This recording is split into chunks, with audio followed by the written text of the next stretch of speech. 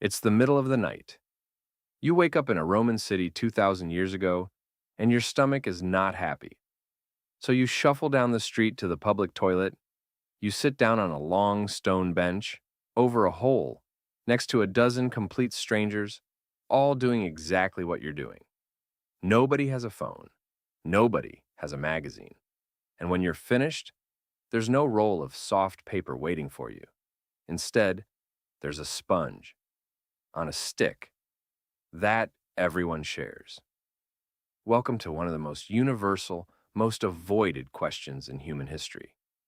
For roughly 300,000 years, people pooped every single day, billions and billions of times. And for almost all of that time, there was no toilet paper. So what on earth did they use? The answer is stranger, grosser, and honestly more clever than you'd think.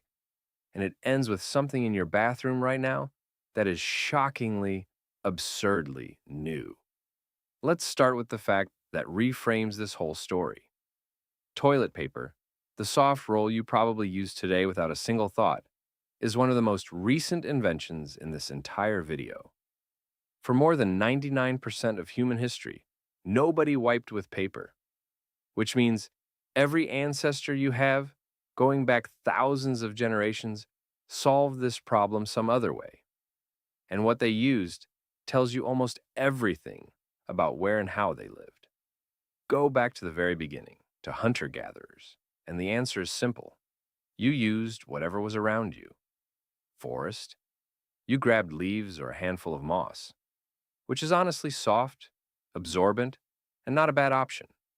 By a river. Water in your hand. Desert. Sand. On a rocky coast, and this one makes people wince, you used smooth shells, sometimes with a bit of a scraping technique. Up near the Arctic, snow. The rule was basically, look down, grab the softest thing nature gave you and improvise. Your bathroom was the whole outdoors, and your toilet paper was whatever grew nearest to it. Then, humans started building cities, and things got more creative. In ancient Greece, the go-to tool was something called pessoi, small, smooth stones or oval pieces of broken ceramic, worn down so they wouldn't, hurt. You kept a few handy, used them, reused them. But here's the detail that makes this my favorite in the whole video.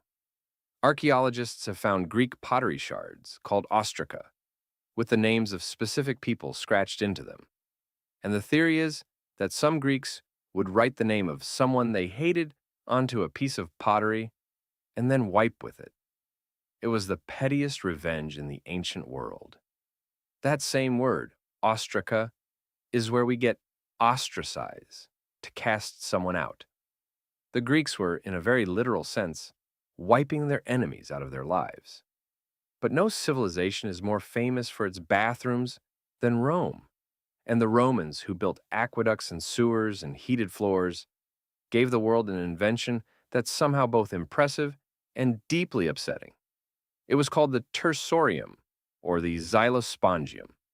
Picture a natural sea sponge attached to the end of a wooden stick, about 1.5 feet long. That was your toilet paper, and you did not own it. In a Roman public latrine, a long stone bench with dozens of holes and absolutely no walls between them. The sponge on a stick was communal. You did your business, reached for the shared sponge, cleaned up, rinsed it in a channel of running water or a bucket of salt water and vinegar, and left it for the next person. The Romans thought the vinegar made it clean. It did not. And this leads to one of the great ironies of history. You'd assume the Romans, with all their plumbing and sewers, were the cleanest, healthiest people of the ancient world. A 2016 study looked at the actual archaeological evidence, the parasites preserved in ancient latrines and graves, and found the opposite. Romans had more intestinal parasites, more whipworm and roundworm, than the so-called primitive hunter-gatherers who came before them. All that shared infrastructure, the communal sponge, the group latrines, the reused bathwater flushing the toilets, didn't stop disease. It spread it. The single sponge everyone shared was basically a parasite delivery system. Rome didn't get cleaner. It just got more efficient at passing things around. Meanwhile, on the other side of the world, one civilization actually cracked the problem, and cracked it early: China. By the 6th century, Chinese scholars were already writing about using paper to clean up after the toilet. One scholar even noted, a little primly, that he wouldn't use paper with writing on it for such a purpose. By the 14th century, while most of Europe was still reaching for a handful of hay, China was mass-producing toilet paper. Factories turning out millions of packages a year, some of them soft, perfumed sheets made specifically for the emperor. China had comfortable, disposable toilet paper hundreds of years before the rest of the world even considered the idea. Across much of the Middle East, South Asia, and Africa, the answer was, and often still is, the most sensible one of all: water. You wash with water in your left hand. It's clean, cheap, and arguably more hygienic than dragging paper across yourself. But it left a permanent mark on culture. Because the left hand was the bathroom hand, it became the unclean hand.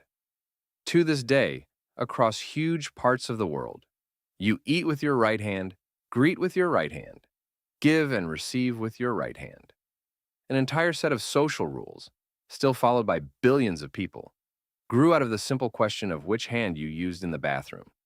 Back in medieval Europe, things stayed grim for a long time. Rich? You had soft cloth rags, maybe wool.